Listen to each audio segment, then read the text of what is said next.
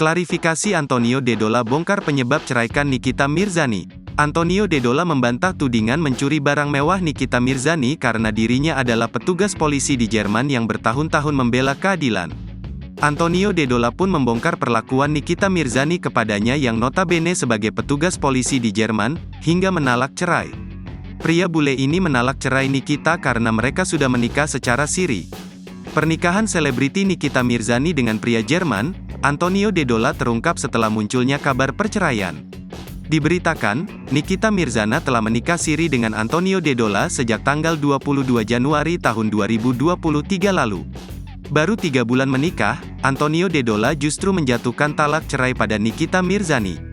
Diduga penyebab pernikahan Nikita Mirzani dan Antonio Dedola hanya bertahan seumur jagung adalah adanya kekerasan dalam rumah tangga, KDRT.